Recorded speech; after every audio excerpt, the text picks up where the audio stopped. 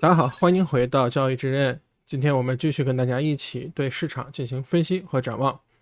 交易之刃这个频道是一个小众的针对交易者的分享的频道。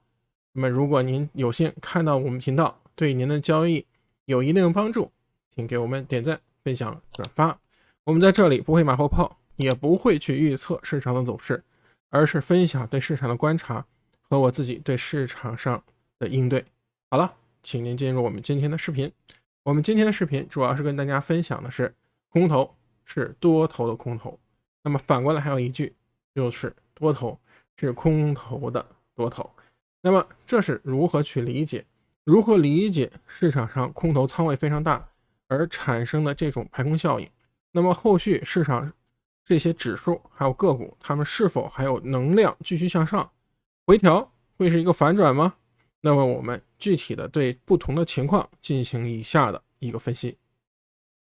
首先我们在宏观的数据上跟大家一个分析，还是用的是 W3 Data 的数据。其实大家在网站上搜 NAAM 也可以看到这个数据。那么这个就是 Money Manager， 就是基金或者对冲基金管理者他们所持有的股票仓位的百分比。那么我们可以看到这个时候它已经来到了 27%，27%的百分比是一个相当低的数字，那么意味着市场上大量的基金经理他们所持有的仓位是不足的。那么市场上如果基金经理仓位不足，他们将成为非常重要的一个购买力量。所以说你可以看到，首先市场上的基金经理他们所表现出来的聪明程度未必有你想象中的那么聪明。其实呢，他们的仓位在某种程度上也是呈现一个跟市场走势的反指，因为这是非常一个简单易懂的，就是当大家把仓位都推进去的时候，后面场外来接盘的人自然就少了，那么上场的动力自然不足，那么大家都是在场外拿现金等着，一旦涨起来大家会非常着急，这个时候就容易涨。所以这是我们一个第一个需要跟大家判断的这么一个数据。好，另外一个呢，还是一个非常重要的数据，是什么数据呢？这个数据还有一个数据是什么数据？就是关于市场上 AII Investor Sentiment Survey。那么这是一个针对散户的它不是机构的，它是针对散户的这么一个survey。那么这个时候呢，它的有几个数量，就是一个是百分比有多少熊有多少牛，还有牛熊差。那么我们这里看到牛的比例已经非常非常低了非常非常低了。那么这么低的牛的比例大概只有20%以下，那么意味着市场上是一个非常看空的一个情绪。结合上周我们跟大家分享了市场上空头，不管是对冲基金持有的空头仓位，还是交易者对仓位的一个hedge一个保护，都来到了非常高的这么一个状态。那么意味着市场上所有的投资者，要不然就是武装到牙齿，要不然就都在做空。那么这都是空头，那么它将成为多头的空头。什么意思？如果大家都看空，那么这个时候向下跌的动能反正弱，因为什么？因为持有仓位的人拥有大量的保护的仓位，这时候跌下去的时候，它的保护的仓位在某种意义上会被市场market maker 进行相对的一个对冲，也就不太容易跌下去那么另外一种的是手里持有大量现金的这个基金管理者也会看到低点进入买入从而引发新的上涨。还有另外一个就是持有空头仓位的人，这个时候就容易被挤产生空头踩踏的现象。空头踩踏的时候称为排空，而多头踩踏的时候称为多压多。所以我们可以看到市场上就是这么有意思，当大家一致的偏空的一个情绪的时候，市场反而这时候是跌不下去的。我们在这周的时候跟大家分享，就算你错过多少机会都没有关系，因为市场有很多机会，但是千万不能做错。当大家都看空的时候，你至少不应该在这里跟风进去做空。那么如果大家听了我们这周的分析，至少你不会犯这么样的错误。那么现在呢，市场已经走出了一个反弹的行情，而且连涨3天。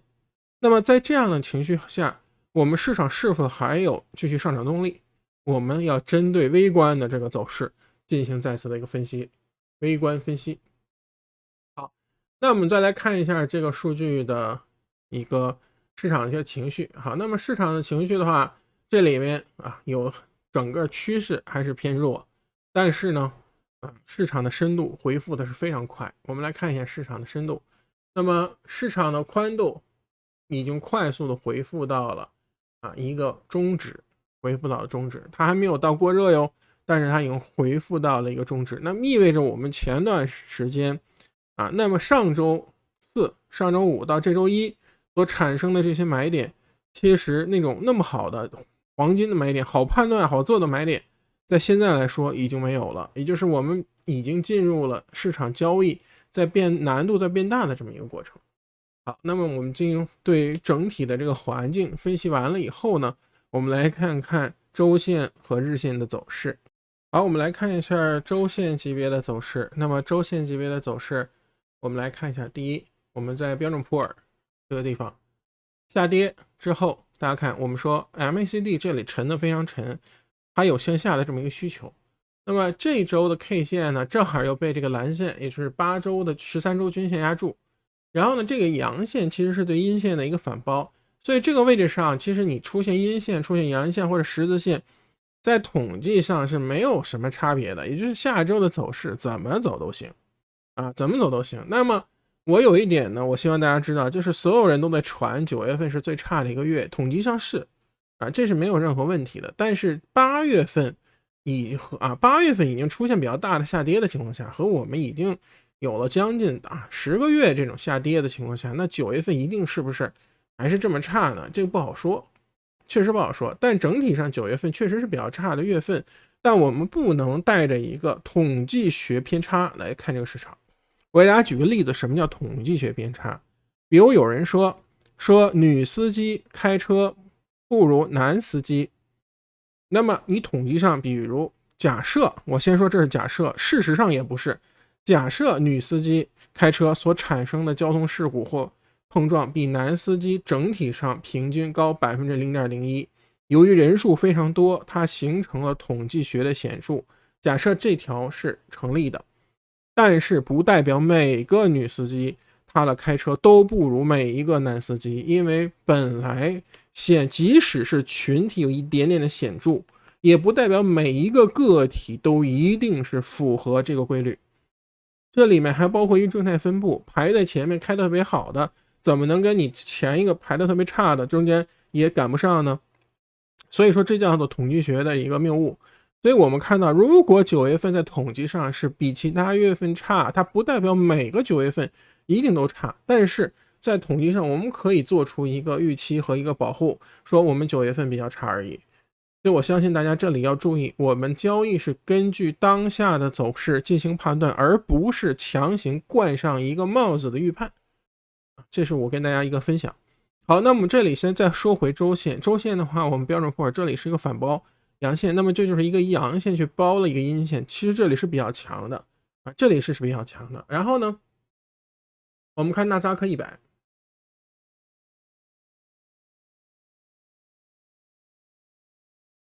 纳斯达克100这里也是，但是它的走势是比标普弱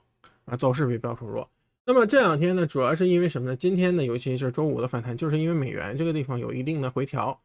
所谓的回调，大家看周线上都出现钝化了周线上是一个顶背离，但其实它是一个趋势上的一直在上涨的这么一个钝化。所以说美元的回调，你不能指望美元就在这个地方崩塌。所以说美元这个地方是万恶之源，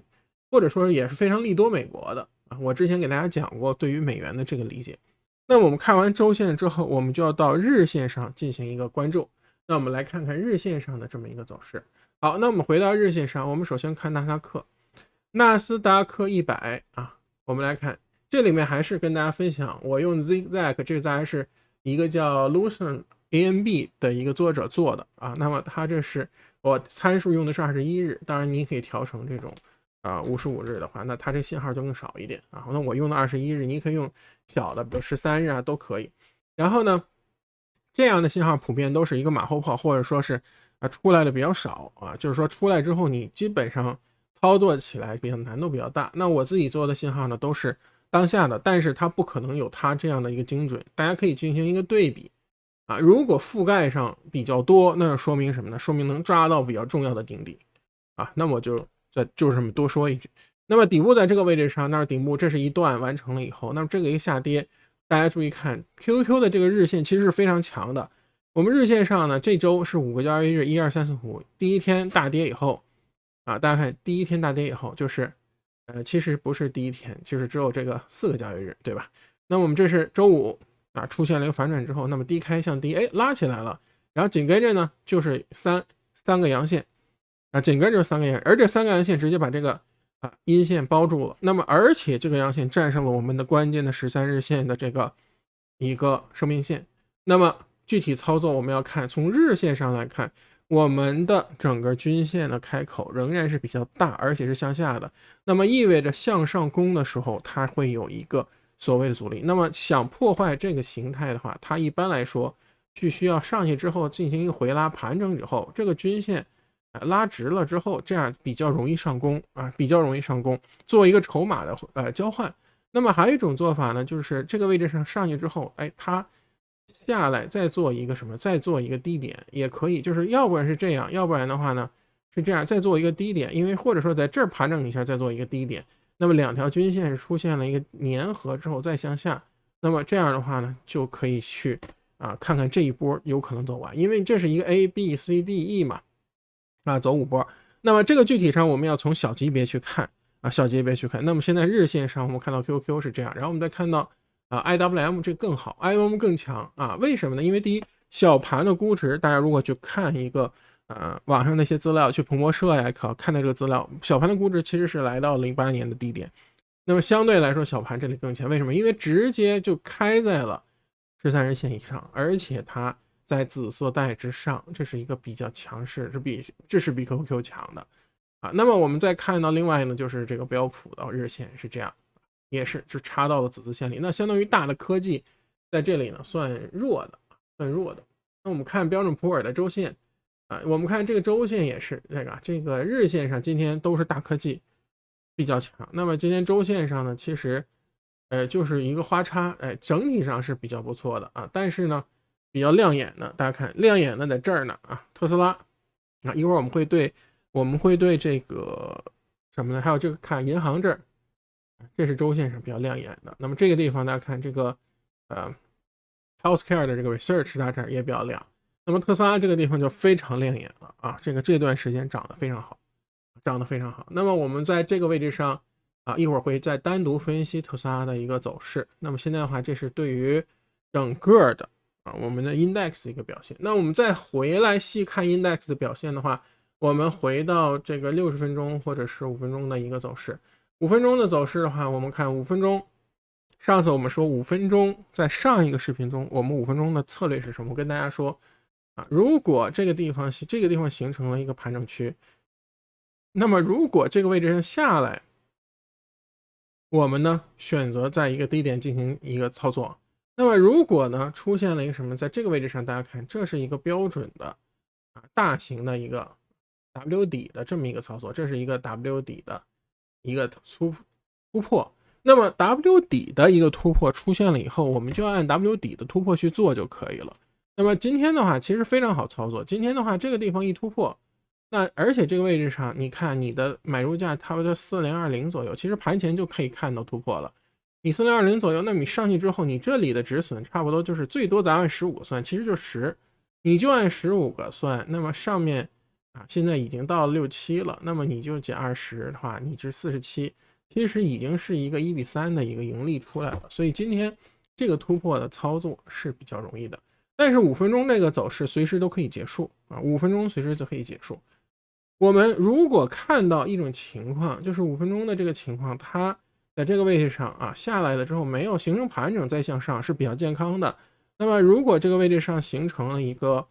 反向的这么一个走势，而且跌破了我们的所谓的 W 的颈线，那么它的直接目标就是在这个位置上，而且甚至于更低，那就是我们在下个礼拜那么 CPI 数据出来之前的这么样的一个应对。这是5分钟的上一个判断。那我们回到60分钟上，我们再回到60分钟上来看60分钟上的走势60分钟的走势其实呢也是符合我们一贯跟大家分享的。那么这个分享就说的都有点烂了，之前的这个阻力支撑就是一根线在这里，然后呢这里 W 底又是一根线，那么你其实就是关注位置上这里是不是向上攻，还是说这里向下跌破，那么你的关键点又是来到了这根线，如果跌破这根线的话，那么就要看什么呢？看这个地方的根线。我也不愿意跟大家完全去讲所谓的阻力或者是支撑不做这种预设，而是把我们的任何这个情况呢都跟大家分享出来，然后呢形成一个具体的交易的这么一个计划，就是这样的一个走势。所以我们在交易的过程中，如果你想清楚了60分钟现在这里没有任何走弱的一个迹象，但5分钟这里已经是出现了一个相对疲软，所以我们下周呢会仔细观察。那么会不会再上猛往上喷呢？这是完全可以的这是完全可以的。这个地方完全可以符合一个就是这个回调 higher low 的结束，因为这里是1、2、3、4、5浪的一个结束，这个第5浪针对第3浪针对第1浪都是一个背驰浪，而且它确实也创了新低了。那么你再拉起来之后，如果再回调，那么这个也可以走，也可以至少走一个 ABC 60分钟的，这个完全没有问题。所以呢，我们整体上还是个偏乐观、偏多的这么一个状态。但是我们刚才说了，空头是多头的空头，那么空头这里如果出现很大的平仓，且多头没有进场，那么后面就会偏弱。但如果空头被挤压平仓了以后，又有大量的场外现金，因为我们说嘎空不光嘎的是空头，还有嘎空手，这个时候场外的现金也被出现了一些着急的情绪往里进的时候，这样的话会带来一个更大级别的上升的这么一个动力。所以这个位置上我们就是简单的把4020作为一个守住的点以跟它去继续做就可以了。好的，那么大盘我们主要分析到这儿，下一步我们来分析一下市场上对于板块的一个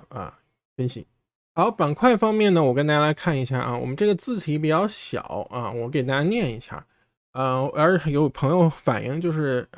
可能清晰度不够。好，分享一下 Sentiment Trader 的一个数据，他之前分享了一个就是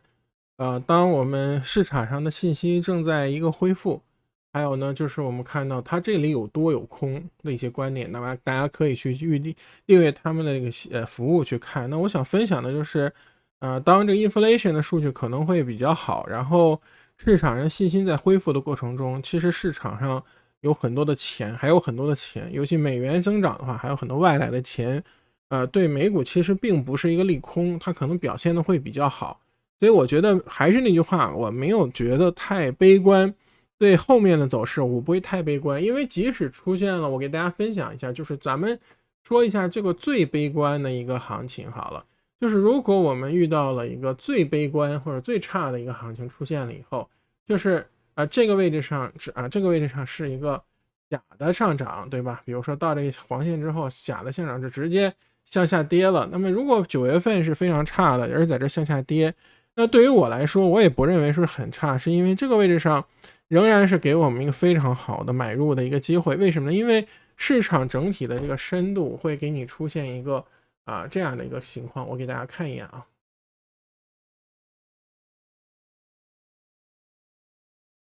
就是市场上整体上大家看这个深度它会出现一个相对的背离，那么这就是一个比较标准的背离式的这么一个买的这机会，而市场上又出现这种极端的看空的这种情绪，那么它也是很好的买点。那么如果不是这种情况下，我们要做好要有一定的仓位那为什么呢？因为你要没有仓位的话，这个地方如果直接就上去也是完全可以的，因为市场上它有这个购买的意愿和现在信心在逐渐恢复的这么一个过程中，我们不能完全忽略美联储现在的一些讲话比较偏鹰派，但也不能忽略市场现在确实是信心不足而造成了一定的恐慌。所以我觉得我们在交易的过程中应该是静下心来对后续的走势进行判断之后，做出自己的判断，根据自己的账户风险偏好和你个人的风格，找到属于你的那个 edge， 也就是交易之刃。所以说今天呢，我们的视频跟大家就分享到这里。那么如果大家喜欢我们的频道呢，请给我们点赞、转发、分享，还有什么问题可以留言。我们的 Discord 的链接也在下面，大家可以加入。还有就是如果想对我们的课程有兴趣的话，也可以看下面的 Teachable 的链接。那么今天呢，我就跟大家分享到这里，我们下个视频再见。